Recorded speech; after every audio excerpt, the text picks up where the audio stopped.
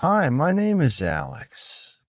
Today I want to share a story that has been weighing heavily on my heart. It's not the easiest to talk about, but I think it's time to put it out there. This is the story of my marriage to Sarah and how it all came crumbling down. It started innocently enough, like most love stories. I met Sarah 6 years ago at a friend's party. She was everything I had ever wanted. She had this amazing laugh that filled the room and eyes that sparkled with life. I was drawn to her energy, her spontaneity. She seemed like someone who embraced life wholeheartedly, and I couldn't resist getting to know her better. We hit it off almost instantly. Everything between us felt effortless. Conversations flowed like water, and we'd lose track of time when we were together. Within months, we were inseparable. I was convinced Sarah was the one.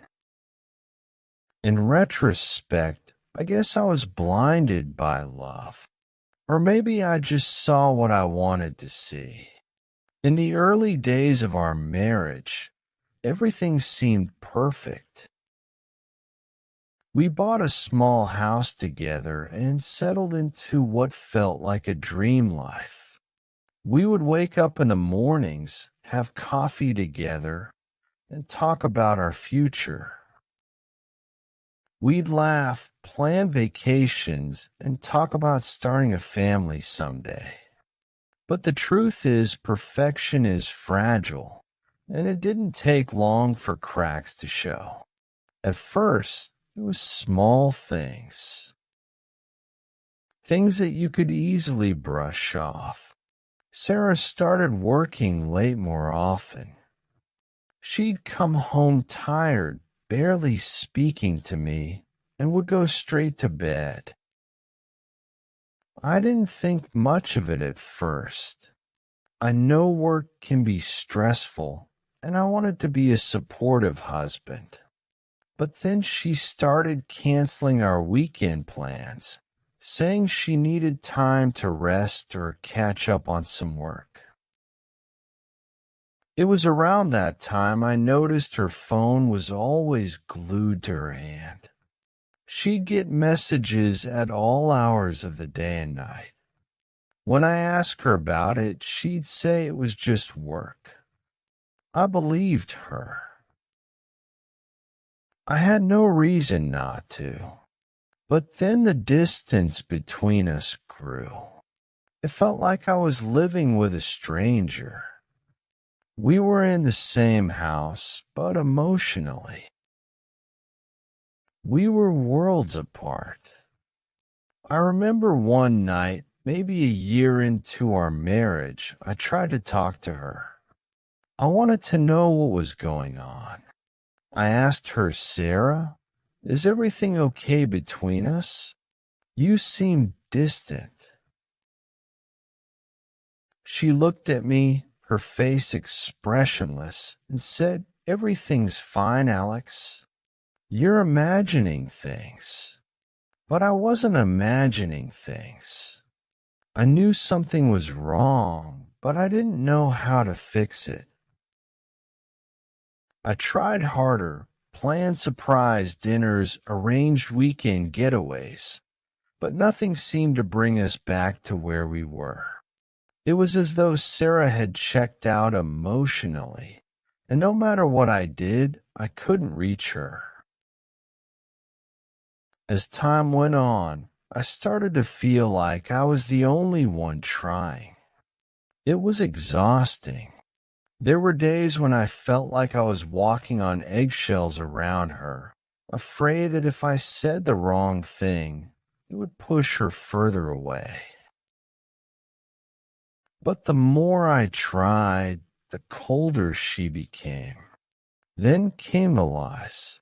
It started with little white lies. She'd tell me she was going out with friends, But when I called one of them to check in, they'd have no idea what I was talking about. Or she'd say she had to work late, but I'd drive by her office and the building would be dark. I didn't want to believe that Sarah was lying to me. I wanted to trust her. But the more it happened, the more obvious it became that something was seriously wrong. I confronted her one evening. Sarah, I know you're not being honest with me. Where are you really going when you say you're working late? Who are you texting all the time? She exploded. How dare you accuse me of lying? She shouted. I work hard to keep this house running, and this is how you repay me, by questioning my every move? I was stunned. I didn't expect her to get so defensive. But what hurt the most was the way she twisted it, making me feel like I was the one in the wrong, like I was paranoid for simply asking questions. After that fight, I felt more lost than ever. Was I really imagining things? Was I being unreasonable? But the truth has a way of surfacing, even when you don't want to see it. One night, Sarah forgot to take her phone with her when she left for the store. It buzzed on the kitchen counter, and curiosity got the better of me. I know it was wrong, but at that point I felt like I had no other choice. I opened her messages, and there it was, text from someone named David. They weren't work-related. Far from it. They were personal, intimate. My heart sank. I didn't confront her right away. I needed time to process. Over the next few days, I watched her more closely. I noticed how she'd smile when a message came in, how she'd rush to leave the room when she got a call. It all made sense now. The late nights, the lies, the coldness. Sarah was having an affair. When I finally confronted her, there was no explosive argument, no yelling or screaming. I simply asked, who was David? Her face went pale. She stammered, trying to come up with an excuse, but it was too late. The damage was done. I'm sorry, Alex, she whispered. I never meant for it to go this far. I stood there stunned. I couldn't believe what I was hearing. The woman I had loved so deeply, the one I had built my life around, had betrayed me. I wanted to scream, to cry, to ask her how she could do this to me. But instead, I just felt numb. Sarah tried to explain, saying she had felt trapped in our marriage, that she didn't know how to tell me she was unhappy. But none of it mattered. The trust was broken, and there was no going back. We tried counseling, but it didn't help. Sarah had checked out of the marriage long before her affair started, and I was left to pick up the pieces of my shattered heart. In the end, we divorced. It was painful, but it was the only option. I couldn't stay in a marriage where I was constantly questioning whether I was enough, whether I could trust her. Looking back, I wish I had seen the signs sooner. Maybe I could have done something to save our marriage, or maybe it was doomed from the start. I don't know. All I know is that love isn't enough if there's no trust, no communication. After the divorce, things weren't easy for me. I moved out of the house, which I'd loved, because it was supposed to be our forever home. Every corner of it was filled with memories, both good and bad, and staying there would have been like living with ghosts. So I packed my things and found a small apartment across town, far enough to feel like I was starting fresh, but not so far that I had to completely uproot my life. The first few weeks after the split were the hardest. I couldn't escape the questions. What went wrong? Why didn't I see it coming? Was there something fundamentally wrong with me that drove Sarah into someone else's arms? Every quiet moment was filled with those doubts. I barely slept. I'd wake up in the middle of the night, my mind racing, playing back every moment of our relationship, trying to pinpoint where things started to go wrong. I tried to stay busy. I threw myself into work, taking on more projects, working late, anything to avoid going home to the emptiness of that apartment. It helped to an extent. At least while I was busy, I didn't have to think about Sarah.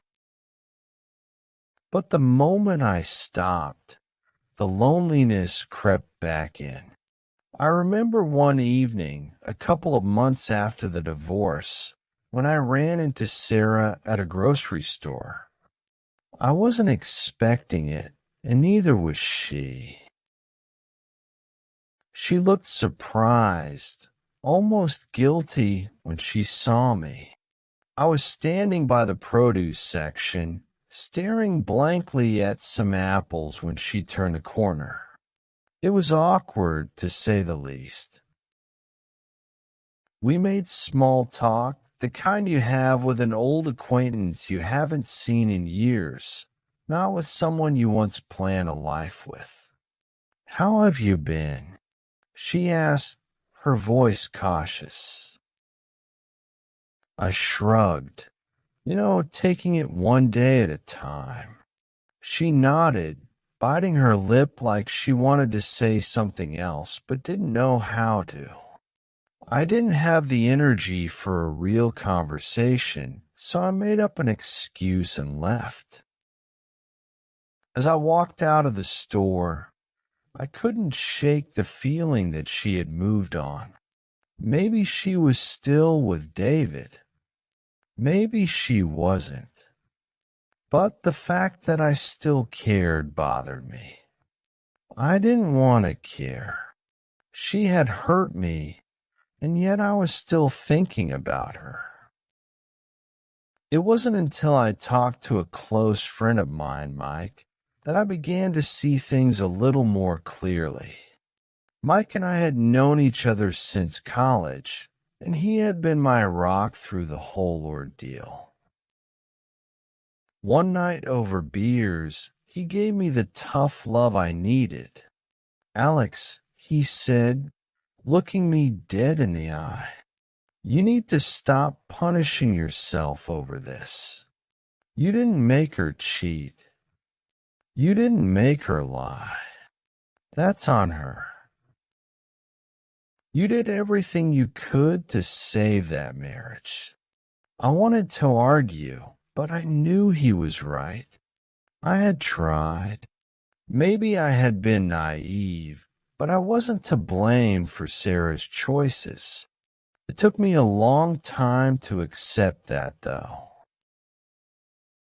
The guilt, the doubt, it had become a habit, toxic one. I started seeing a therapist around that time. I wasn't really sure what I was hoping to get out of it, but I figured talking to someone might help. And it did. I began to realize that the end of my marriage, as painful as it was, didn't define me. It was a chapter, one that I had to close to move forward. I learned to forgive myself for not being able to fix everything. Some things can't be fixed, some things just end, and that's okay. As the months went by, I started to find myself again.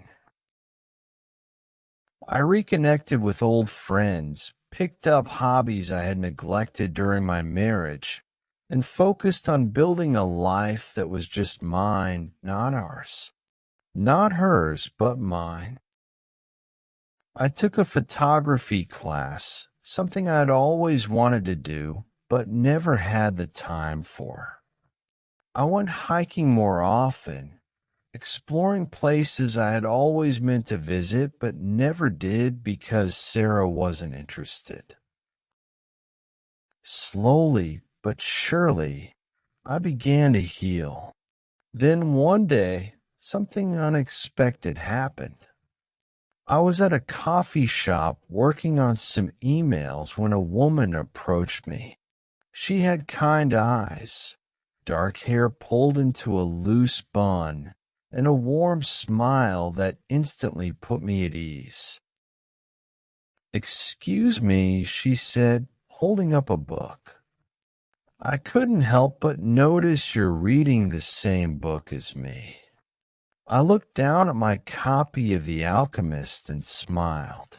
Great minds think alike, I guess. We ended up chatting for a while, talking about books, life, and everything in between. Her name was Emily. There was something about her. Maybe it was her kindness or her genuine interest in what I had to say. But for the first time in a long time, I felt a spark of hope. It wasn't like I was falling head over heels or anything like that, but I felt something I hadn't felt in ages, a connection. Over the next few weeks, Emily and I ran into each other a few more times at the same coffee shop. Each time, our conversations grew a little longer, a little deeper. I found myself looking forward to those moments. Something I hadn't experienced since the early days of my relationship with Sarah. Eventually, I asked her out for dinner, and to my surprise, she said yes. We had a great time, and as the evening ended, I realized something important.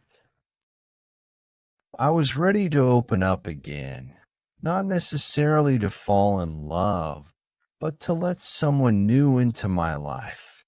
For so long, I had been holding on to the pain of the past, afraid to move on. But sitting there with Emily, I realized that it was okay to start over. It was okay to hope again. Our relationship didn't blossom overnight. It was slow, cautious. I was still healing, still learning to trust again, and Emily understood that. She didn't push me, and for the first time, I felt like I was with someone who saw me for who I was, flaws and all. In time, I let go of the anger I had towards Sarah. I stopped blaming her, and more importantly, I stopped blaming myself. Some relationships aren't meant to last forever, and that's not a failure, it's just life. Sarah and I had our time, and while it ended badly, it taught me lessons I wouldn't trade for anything. I learned how to forgive, how to let go, and how to rebuild. After that first dinner with Emily, I found myself wondering what was next. I wasn't in a rush to figure everything out like I had been in the past. With Sarah, everything had moved so fast. We'd fallen in love quickly, gotten married, and built a life together at breakneck speed. But with Emily, things felt different. It was slower, calmer, more real in a way. There was no pressure to rush into something. And for the first time in my life, I appreciated the value of taking things one day at a time. We continued to see each other. Coffee dates, dinners, weekend walks in the park, and slowly I found myself opening up more. At first, I had been hesitant to talk about my past with her. I didn't want to dump all my baggage on her so soon, but Emily, being the patient and understanding person she was, never pushed. She let me share things at my own pace, and eventually I told her everything. One evening, as we sat by the river watching the sunset, I told her about Sarah, about the affair, about the divorce, about how broken I had felt afterward, how lost I had been. I expected her to be uncomfortable, maybe even pull away, but she didn't. Instead, she just listened quietly, nodding occasionally, letting me know she was there, really there. When I finished, she placed her hand on mine and said something I'll never forget. Alex, you've been through a lot, but that doesn't mean you're broken. You're just human. We all have scars, but it's how we move forward that matters. Her words hit me harder than I expected. For so long, I had seen myself as damaged, as someone who had failed at one of the most important relationships in his life. But in that moment, with Emily's quiet reassurance, I started to believe that maybe, just maybe, I wasn't as broken as I thought. We continued to grow closer, and with each passing day, I felt myself healing in ways I hadn't even realized I needed. Emily brought a lightness into my life, a sense of peace that I hadn't felt in years. It wasn't just that she was kind or understanding. It was that she saw me for who I was, flaws and all, and accepted me without judgment. As we got to know each other better, I learned more about her past as well. Emily had been through her own struggles. She had lost her mother to cancer when she was in her early 20s, and the grief had shaped much of who she was. But instead of letting it harden her, Emily had chosen to embrace life with an open heart. She believed in living fully, in being present, in cherishing the small moments. Because she knew all too well how fragile life could be. Her outlook on life was contagious. Being around her made me want to be better, not just for her, but for myself. I started to let go of the lingering bitterness I had towards Sarah. It wasn't easy, and there were days when the memories of what had happened still stung. But over time, I realized that holding on to that anger was only hurting me. Sarah had moved on, and so should I. I remember one night months into my relationship with Emily, when Sarah came up in conversation. We were at my apartment, curled up on a couch, watching a movie during a quiet moment.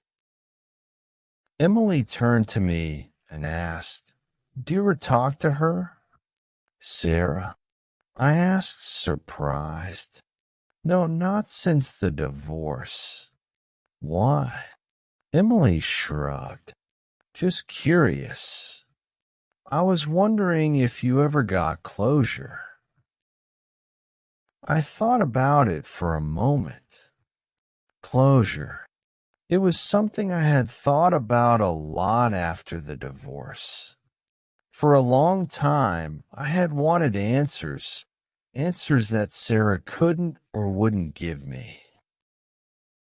I wanted to know why she cheated, why she didn't fight for our marriage, why she let it fall apart without so much as a real explanation. But now, sitting there with Emily, I realized something important.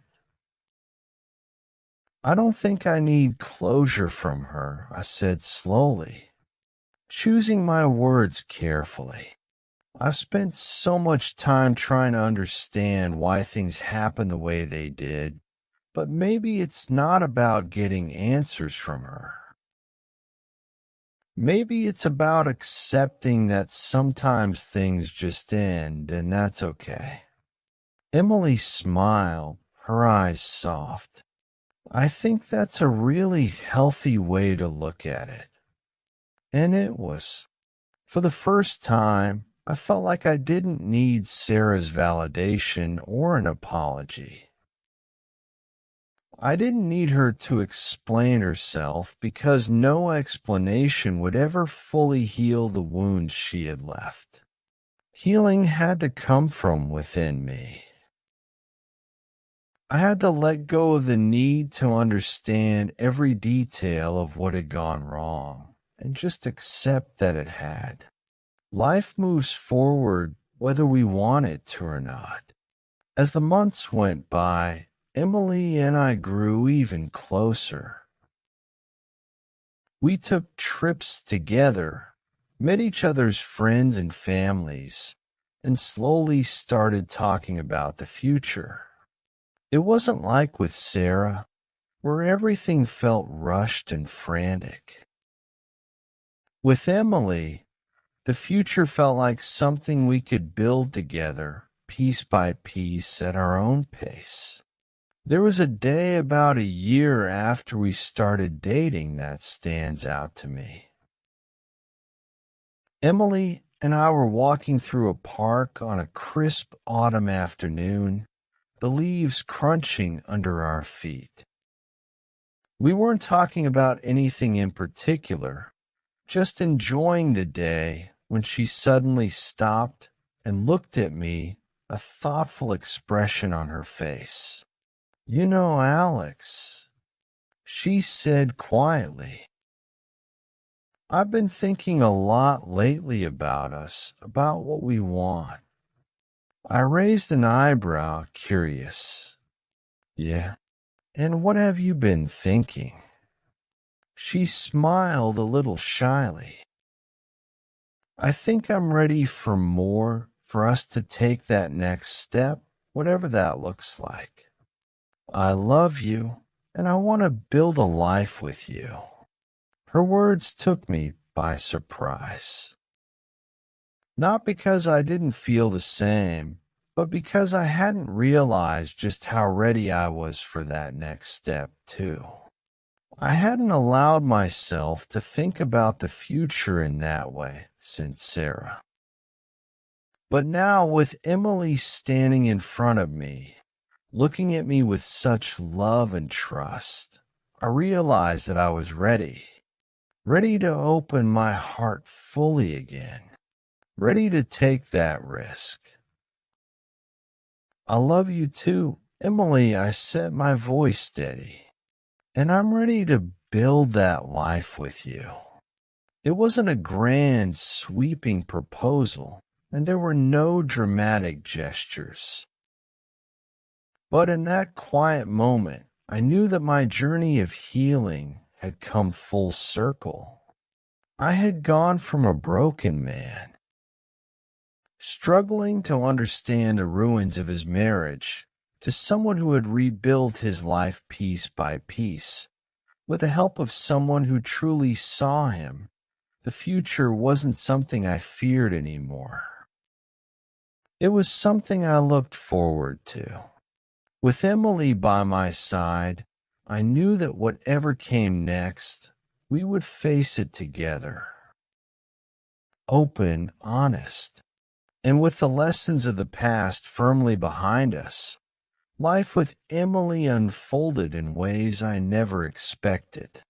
After that autumn day in the park, we didn't rush into any big decisions.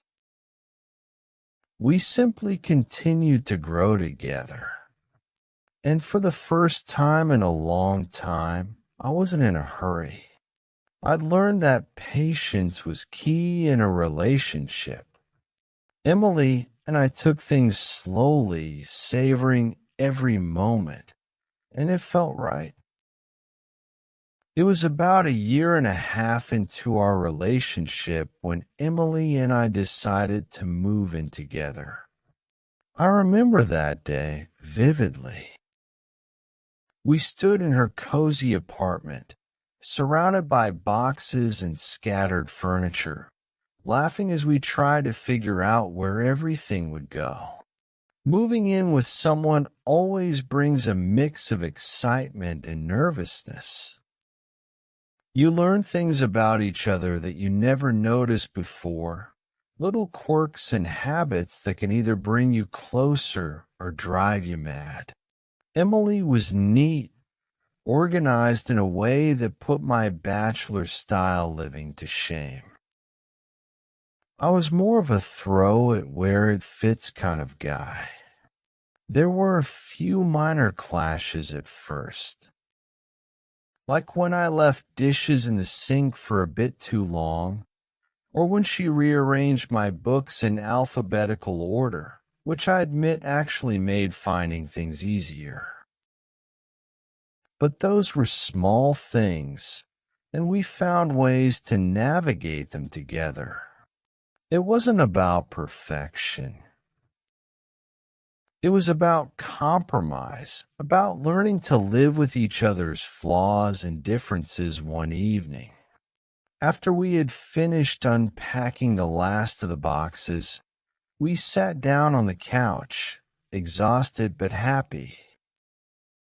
The place didn't quite feel like home yet, but it was starting to. I looked over at Emily, her hair falling loose from the messy bun she'd tied up earlier, and I realized just how much my life had changed. "Do you ever think about the future?" I asked her, my voice soft in the dimly lit living room. Emily looked at me, a small smile playing at the corners of her lips. "Of course, I think about it all the time." "Why?"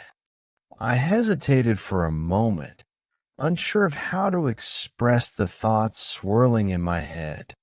I had spent so much of my life afraid of the future, afraid of what it held after everything that had happened with Sarah. But now with Emily, the future didn't seem so daunting anymore. "I guess I'm just happy," I said, feeling a little foolish for stating something so simple. For the first time in a long time, I'm not scared of what's next. I don't feel like I'm trying to fix something or fill a void. I'm just happy. Emily's smile widened as she leaned over, resting her head on my shoulder. "I'm happy too, Alex. More than I've been in a long time." We sat there in comfortable silence, listening to the soft hum of the city outside our window. The night felt peaceful, like the calm after a long storm.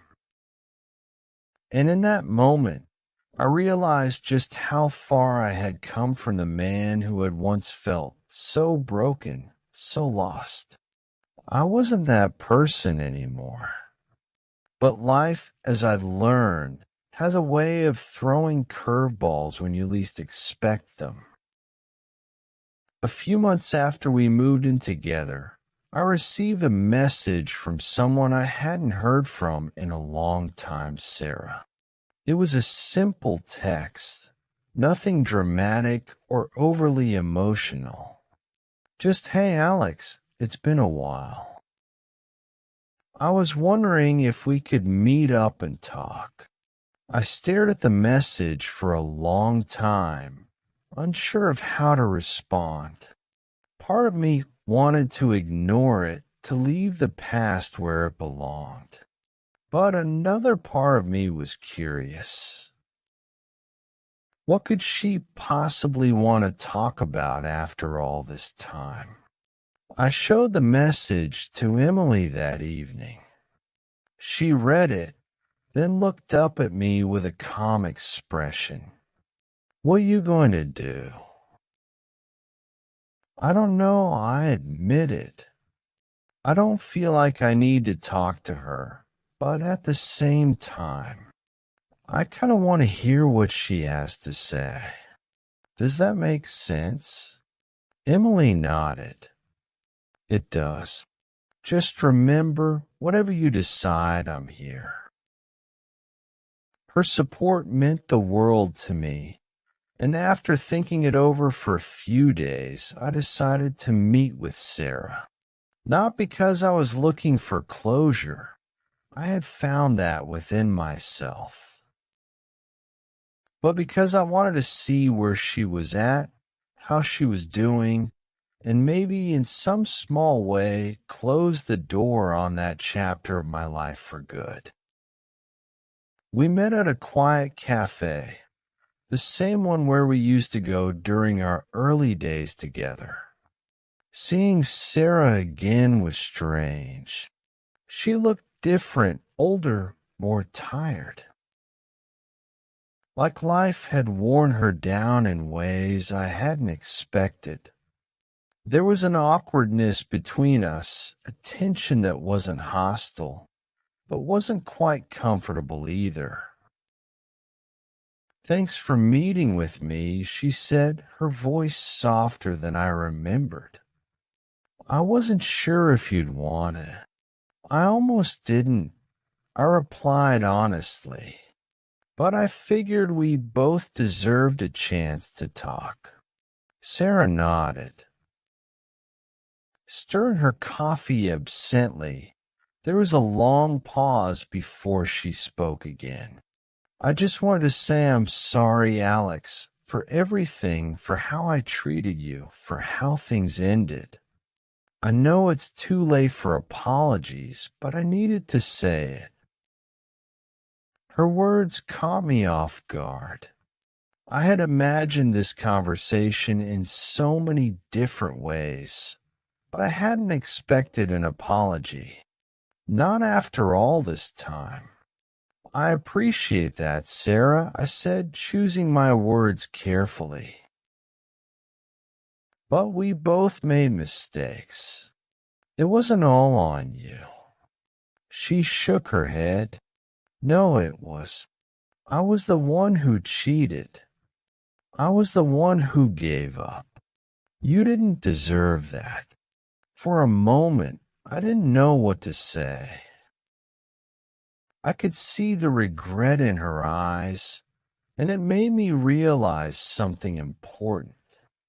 Sarah wasn't the villain I had made her out to be in my mind. She was just a person who had made bad choices, who had been lost in her own way. I've moved on, I said, finally, my voice steady. I've healed, and I hope you have too.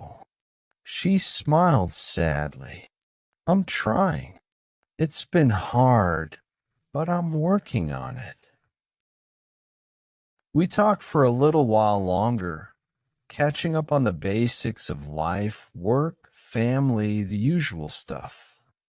But the conversation didn't linger on the past.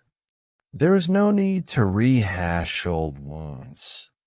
When we said goodbye, I felt lighter. Like a weight I hadn't even realized I was carrying had been lifted. As I walked back to the apartment I now shared with Emily, I realized that the meeting with Sarah wasn't about closure. It wasn't about making peace with her. It was about making peace with myself, about acknowledging that the past, while painful, didn't define who I was anymore. When I got home, Emily was waiting for me. She looked at me with those warm, understanding eyes, and without a word, I knew she understood everything that had happened. "How did it go?" she asked quietly. "It went well," I said, feeling a sense of calm wash over me. I think I can finally say goodbye to that part of my life, and I could. Meeting with Sarah hadn't reopened old wounds. It had allowed me to close them for good. I realized that the love I had once felt for her had faded into something else, something that was more about understanding and forgiveness than anything else. As the days turned into weeks and the weeks into months, Emily and I continued to build our life together. We talked about the future, about maybe getting a house, starting a family someday. But we weren't in a rush. We had learned that life doesn't always go according to plan, and that was okay. We were happy, and that was enough. One day, as we sat on the porch of our new home, watching the sunset, Emily turned to me with a playful smile. "You know, Alex," she said, "I think we've got a pretty good thing going here." I smiled back at her, feeling a warmth in my chest that I hadn't felt in a long time. "Yeah, I think so too."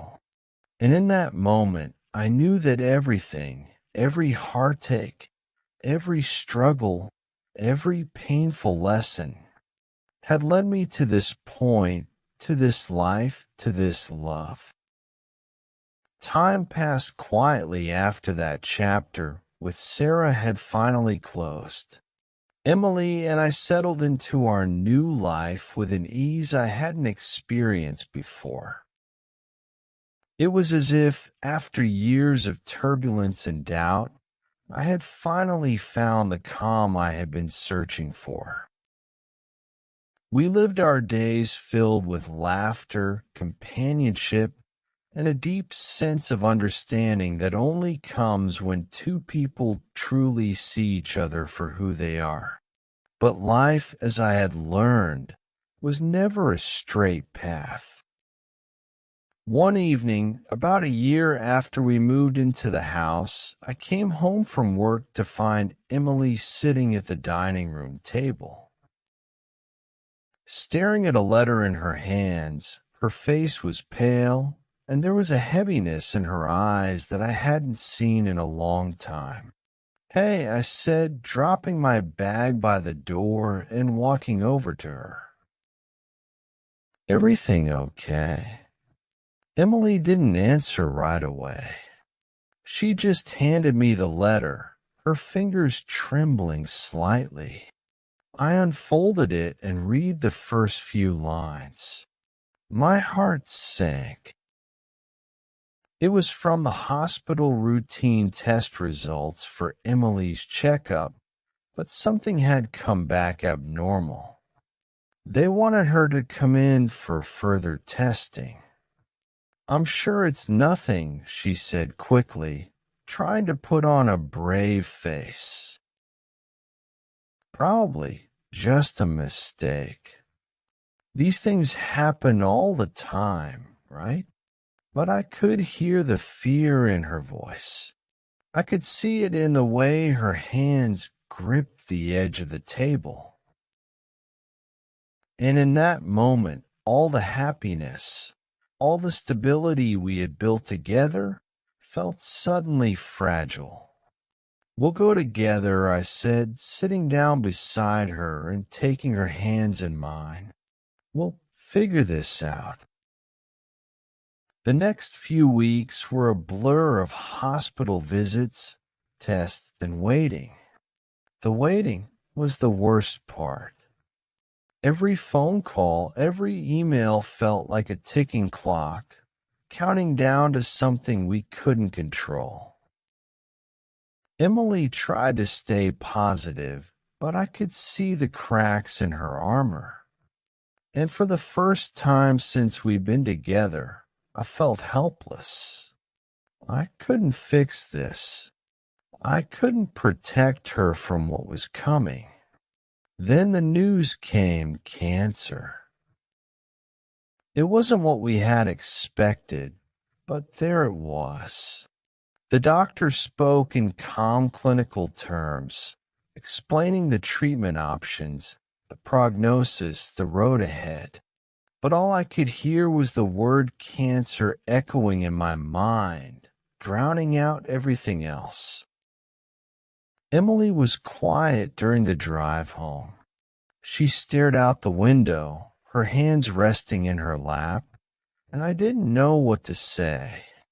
What do you say when the person you love most in the world is facing something like that? When we got home, she went straight to bed.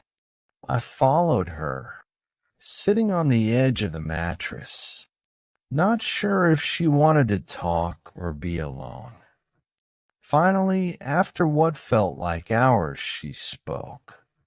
"I'm scared, Alex." Her voice was small, and it broke something inside me to hear her sound so vulnerable, so unlike the strong, fearless woman I had fallen in love with. "I am too," I admitted, feeling the weight of those words settle between us. We stayed like that for a long time, just holding each other, neither of us knowing what the future held. But one thing was certain: whatever happened, we would face it together. The months that followed were some of the hardest of my life. Emily started chemotherapy, and the side effects hit her hard. She lost weight, her hair, her energy. There were days when she could barely get out of bed, days when she was too sick to eat or even talk. It was heartbreaking to see her like that, this vibrant, full of life woman reduced to someone who had to fight just to make it through the day. But through it all, she never gave up, even on her worst days. She would look at me with that same quiet determination and say, "We'll get through this." And I believed her. I had to, because the alternative was too painful to even consider. Our friends and family rallied around us, offering support in any way they could. My parents, who lived a few hours away, would come to help out whenever possible. Emily's sister, Katie, practically moved in with us during the roughest weeks, and having her there made a world of difference. But even with all the support, it was a battle we fought alone in the quiet moments behind closed doors, when it was just the two of us. There were nights when I would lie awake, listening to Emily's soft breathing beside me, and wonder if we would ever get our old life back. The life we had built together, full of hope and dreams for the future, now seemed like a distant memory. But then I would remember the promise I had made to her, that we would face this together. And I knew I couldn't let myself fall apart, not when she needed me to be strong. As the months went on, there were small victories. The treatments, though brutal, started to show signs of working. Emily's doctors were cautiously optimistic, and slowly she began to regain some of her strength.